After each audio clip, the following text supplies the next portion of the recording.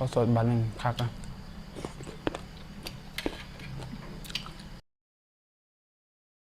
ในแค่นี้เนาะขอผักกูดเด้อสวัสดีเบิร์ดสุขูสุคนเนาะมื้อนี้เฮาเองสิมาเก็บผักกูดเนาะกับซาวดาวเนาะซาวดาวจับกล้อง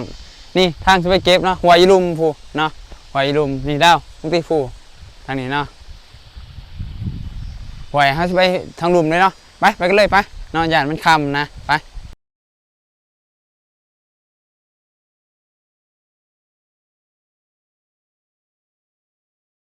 ตอนนี้เฮาก็มาหอดแล้วเนาะปลาผักกูดนี่พี่น้องเนาะนี่คือตีนผู้เนาะตีนผู้ยังสิลงไปเก็บผักกูดเลยเนาะยังสิลงไปเก็บผักกูดเลยเนาะ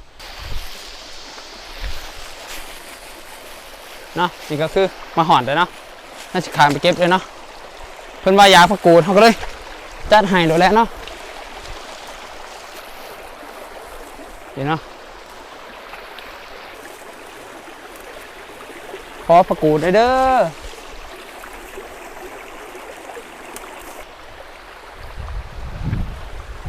กำลังสิย่างไปเนาะมันบ่มีบันไดแถวนี้เนาะนี่แซ่บเลยพี่น้องตะแรงเนาะแซ่บรสนี่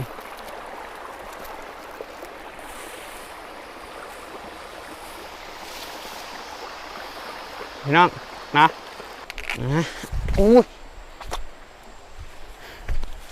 พี่น้องลายดีเนาะพี่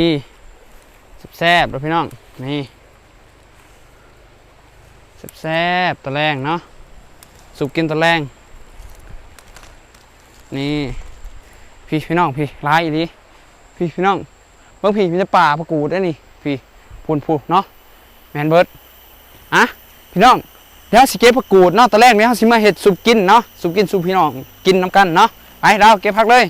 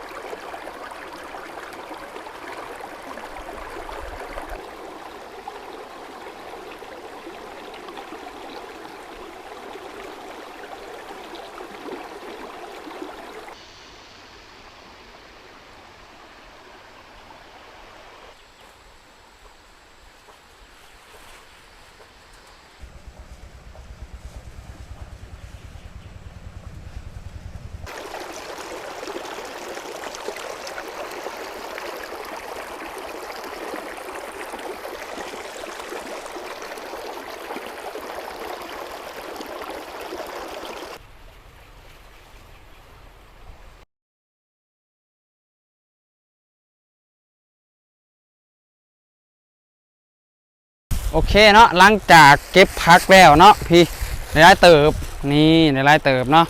แล้วชิมเมื่อสุกกันเลยเนาะพี่น้องเนาะถ้าเบิ่งต้นสุกเลยแล้วสุกแล้วห้องสีมาพาพี่น้องมากินน้ำกันเนาะไปเลยเนาะเฮากลับกันเลยเนาะไปนี่เนาะไป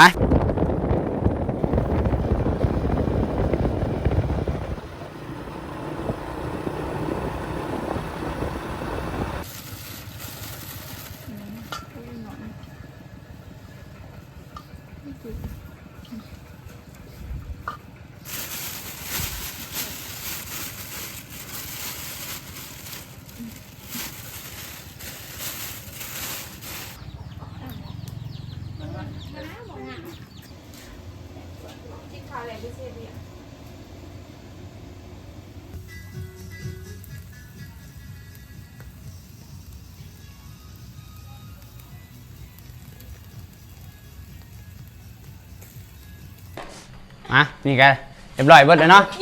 จะมากินเนาะพอดีอ้ายเนาะพี่น้องเนาะกินตีกบอย่าให้ตีกินไม่ดาวจะกินเลยเนาะกินสกบเพิ่งกินกินข้าวเจ้าเขาเคยเขากล่องเขาหัวเนาะมาเด้อค ำง่ายเลยพี่น้องเนาะแซ่บพี่น้อง นี่ข้าวหอย ข้าวสดบานหนึ่งคักนะแซ่บพี่น้อง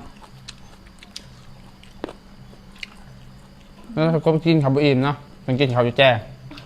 ได้มื้อหน้าเช้าสกบข้าวไปนำ นี่ข้าวหอยแซ่บปะดาก ล่องซันแนมอยู่เนาะ สวัสดีวันมาเผาทำคนซิบ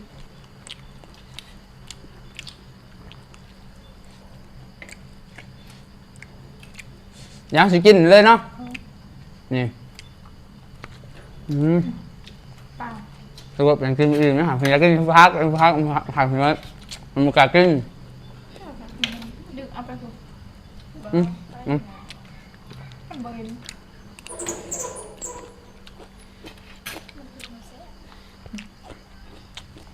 ใช่เนาะเดี๋ยวให้พานกินเลยเนาะจบเพียงเท่านี้น้องคลิปเนาะมาจบเลยเนาะ